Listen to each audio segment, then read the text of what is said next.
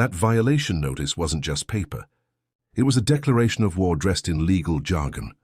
Brenda's letter accused me of improper storage of automotive materials and environmental negligence impacting community aesthetics. It was printed on glossy HOA letterhead, as if the font itself was smug. According to her, my workshop full of motorcycle parts was lowering property values for her million-dollar neighbors. I walked down to her office, letter in hand, boots still muddy from the creek. She met me with that same smile, polite on the surface, poison underneath. "Mr. Brennan," she said, gesturing for me to sit. "We just want to maintain harmony in the neighborhood. If you could clean up your property a bit." I cut her off. "This property predates your neighborhood by 70 years. It's not part of your HOA, and it never will be." Her smile flickered, just for a second. Then she leaned back, crossed her arms, and said, "We'll see about that." A week later, county inspectors showed up again. Same guys, different excuse. This time it was a noise complaint. Then came a zoning inquiry. Then a mysterious delay on my annual property tax processing. Each one cost me time, money, and patience.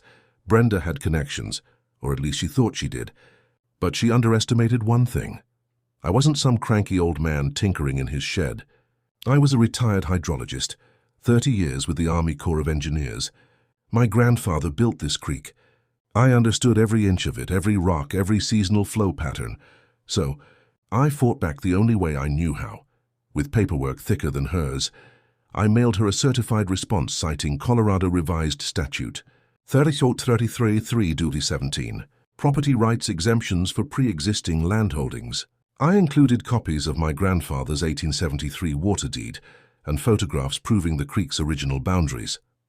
2 days later, her Tesla slowed in front of my driveway, then sped off without stopping. That was the moment I knew she'd read it and realized she was out of her depth. But she didn't back down. People like Brenda never do. They double down, especially when they're wrong.